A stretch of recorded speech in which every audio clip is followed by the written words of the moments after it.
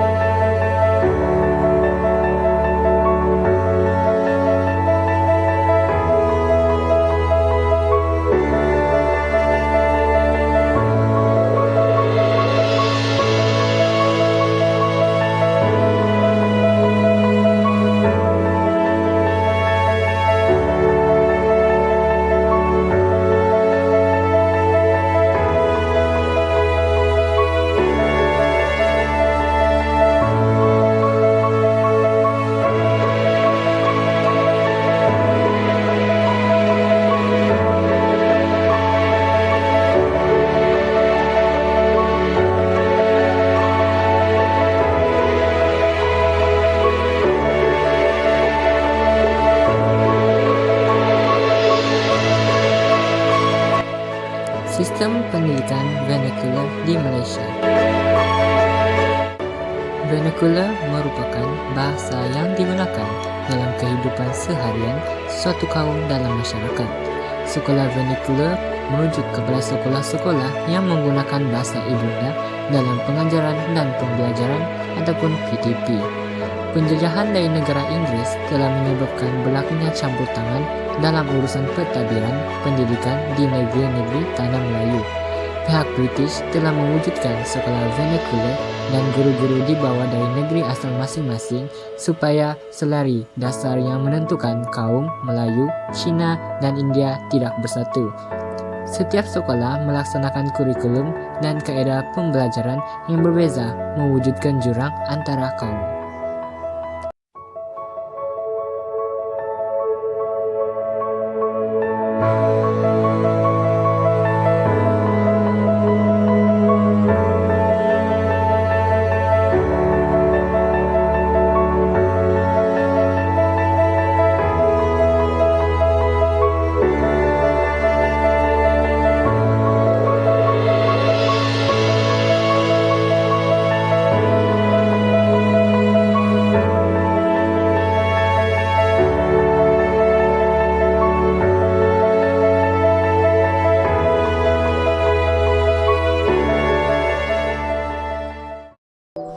Sistem pendidikan pondok. Perkembangan pendidikan bermula dengan sekolah pondok yang merupakan institusi pendidikan tradisional Islam dan ditabir secara tidak formal. Ciri-ciri sistem pendidikan pondok. Pengajaran dan pembelajaran yang dilaksanakan berdasarkan Al-Quran dan tajwid, tafsir Al-Quran, hadis, fiqh, dan tauhid. Kebanyakan bahan bacaan ditulis dalam tulisan Jawi atau Arab.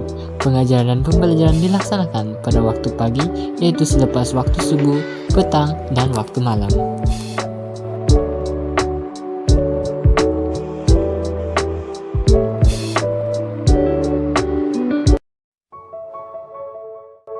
Sekolah Vernacular Melayu.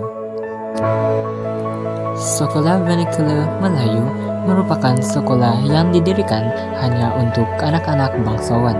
Namun begitu, perkembangan sekolah Vernacular Melayu terjejas akibat daripada kekurangan guru. Bagi mengatasi masalah ini, pihak Inggris telah menumbuhkan dua maktab perguruan, yaitu Maktab Perguruan Sultan Idris dan Maktab Perguruan Perempuan Melayu Melaka. Bukan itu sahaja, kebanyakan sekolah ini juga perlu ditutup disebabkan bilangan pelajar yang sedikit kerana pelajar perempuan tidak digalakkan ke sekolah, manakala pelajar lelaki adalah sedikit sahaja.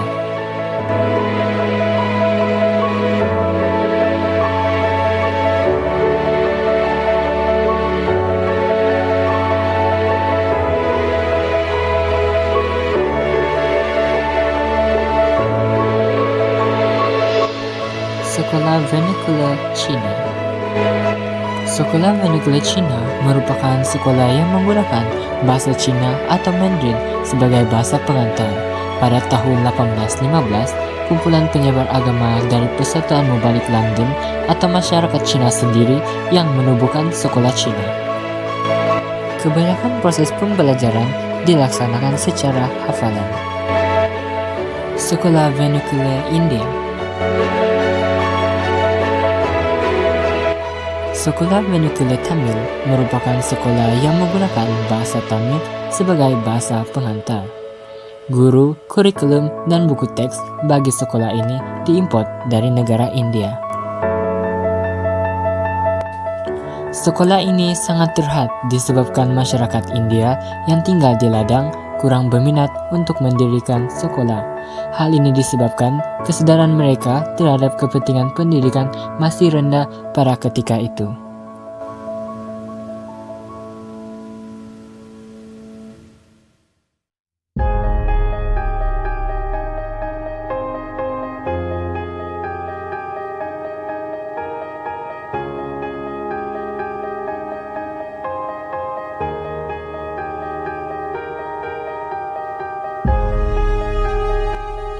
Bilangan pelajar yang mendaftar di Sekolah Vernacular Tamil adalah sedikit disebabkan infrastruktur, bahan pembelajaran, buku rujukan, dan tenaga pengajar yang tidak mencukupi.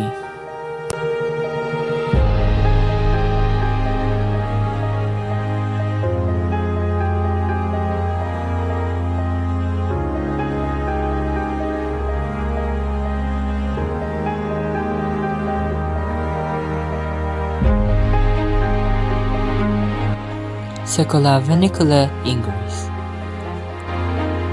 Sekolah Vernacular Inggris merupakan sekolah yang menggunakan bahasa Inggris sebagai bahasa pengantar.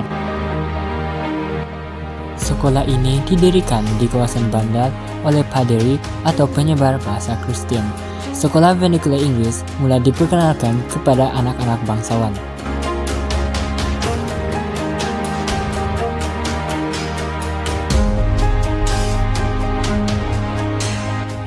Guru-guru bagi sekolah ini merupakan para paderi yang telah mendapat pendidikan di London. Sekolah ini terbuka kepada semua pelajar dari berbagai kaum dengan bayaran yang sewajarnya.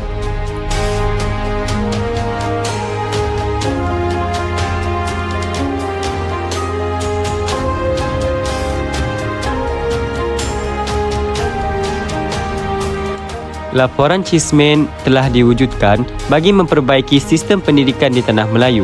Laporan Cheeseman diasaskan oleh Cheeseman apabila beliau menyedari wujud masalah dalam menyatukan masyarakat yang berbilang kaum di Tanah Melayu.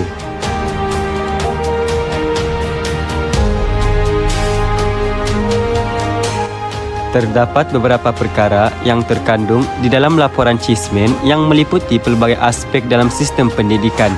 Antaranya adalah seperti yang pertama, kanak-kanak perlu membayar yuran jika mereka menghadiri sekolah vernakular di peringkat rendah. Yang kedua ialah pelajar di sekolah rendah berpeluang mempelajari bahasa Inggeris. Yang ketiga, pendidikan peringkat menengah iaitu sekolah pertengahan menggunakan bahasa Inggeris, bahasa Mandarin, bahasa Melayu dan bahasa Tamil sebagai bahasa pengantar. Selain itu, yang keempat adalah penubuhan dua jenis sekolah menengah. Dan yang terakhir sekali ialah bahasa Inggeris merupakan mata pelajaran wajib bagi semua sekolah vernakular. Laporan Barnes 1950 penting dalam menentukan sistem pendidikan di Malaysia selepas kemerdekaan 1957. Laporan Barnes diketuai oleh L.J. Barnes. Tujuannya untuk menyiasat dan juga memperbaiki pendidikan orang Melayu. Terdapat beberapa cadangan laporan ini. Yang pertama ialah dua jenis sistem sekolah hendaklah ditubuhkan. Yang kedua, satu jenis sekolah menggunakan bahasa Melayu sebagai bahasa pengantar. Yang ketiga, pelajaran bahasa Cina dan juga bahasa Tamil akan disediakan jika terdapat 15 orang murid atau lebih yang ingin mempelajari bahasa ibunda mereka. Yang keempat, bahasa Melayu wajib diajar di sekolah Inggeris dan bahasa Inggeris wajib diajar di sekolah Melayu. Yang kelima, sekolah dua bahasa diadakan dan bahasa pengantar yang digunakan ialah bahasa Inggeris dan bahasa Melayu. Terakhir sekali, sekolah-sekolah vernakular dalam bahasa Melayu, bahasa Cina dan bahasa Tamil ditukar kepada sekolah kebangsaan. Sekolah-sekolah ini akan menggunakan bahasa kebangsaan iaitu bahasa Melayu.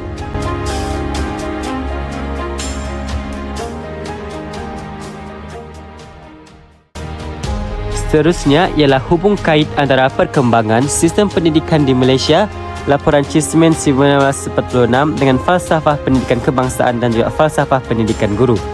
Yang pertama, pendidikan merupakan suatu usaha yang berterusan. Hal ini kerana pendidikan ialah proses yang wujud sejak dari kandungan ibu.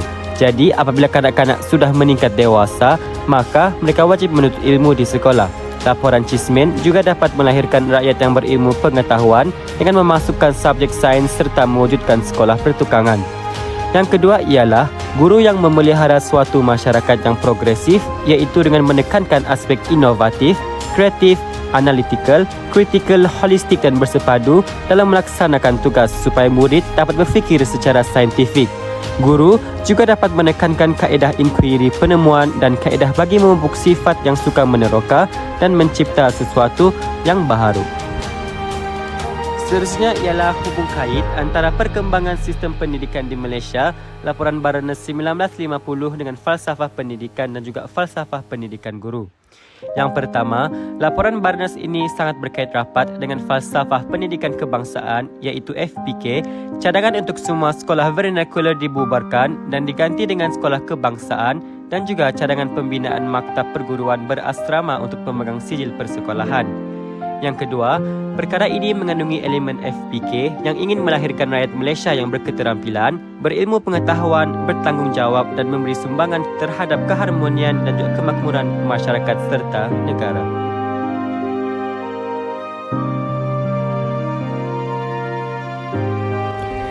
Laporan Venwu 1950 dipelopori oleh Dr. W.O. Fen dan Dr. Wu Diao. Tujuan utama laporan Venwu ialah untuk mengkaji semula laporan Barnes. Terdapat beberapa cadangan. Yang pertama, mengadakan dua sistem sekolah, iaitu sekolah yang menggunakan bahasa Melayu sebagai bahasa pengantar dan satu lagi sekolah yang menggunakan bahasa Inggeris. Manakala bagi pelajaran bahasa Cina dan Tamil juga perlu disediakan sekiranya terdapat sekurang-kurangnya 15 orang pelajar yang ingin belajar bahasa ibunda mereka. Dan hasilnya, laporan ini telah pun diluluskan oleh Majlis Perundangan Persekutuan pada tahun 1952. Laporan ini menjadi titik pembentukan persefahaman antara kaum di Malaysia. Hubung kait antara laporan Venwu 1950 dengan falsafah pendidikan kebangsaan dan falsafah pendidikan guru. Yang pertama, guru yang menjamin perkembangan individu dengan memberi peluang untuk mereka mengembangkan potensi dan bakat secara menyeluruh. Contohnya, guru yang mengajar di sekolah teknik atau vokasional membiarkan murid mengemukakan idea sendiri dalam membina sesuatu. Selain itu, dapat melahirkan rakyat yang berilmu pengetahuan. Contohnya, guru yang mengajar di sekolah teknik atau vokasional membiarkan murid mengemukakan idea tersendiri dalam membina sesuatu. Selain itu juga dapat melahirkan rakyat yang berilmu pengetahuan. Ordinan Pelajaran 1952. Tujuan ordinan ini ialah mengkaji kaedah pembelajaran yang boleh digunakan untuk melaksanakan cadangan yang telah pun dikemukakan dalam laporan Barnes dan laporan Venwu. Antara cadangan utama dalam ordinan ini ialah penumbuhan dua jenis sekolah, iaitu sekolah yang menggunakan bahasa Melayu sebagai bahasa pengantar dan sekolah yang menggunakan bahasa Inggeris sebagai bahasa pengantar. Selain itu, pembelajaran selama 6 tahun dengan menjadikan bahasa Melayu dan bahasa Inggeris sebagai bahasa pengantar di sekolah rendah.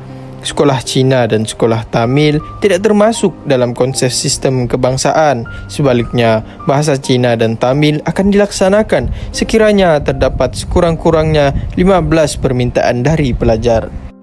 Ordinan Pelajaran 1952 mendapat tentangan daripada kaum Cina dan India terhadap penggunaan bahasa Melayu dan Inggeris sebagai bahasa pengantar kerana mereka mahukan keadilan, mereka mahukan bahasa ibunda mereka sendiri, dan hasilnya juga tidak dapat dilaksanakan disebabkan faktor kewangan dan faktor darurat. Ordinan Pelajaran 1952 telah menghadapi masalah kekurangan guru yang terlatih untuk sekolah kebangsaan. Oleh itu, Kerajaan Malaysia telah mewujudkan FPG yang menjadi panduan untuk melahirkan guru yang berpandangan progresif dan juga saintifik.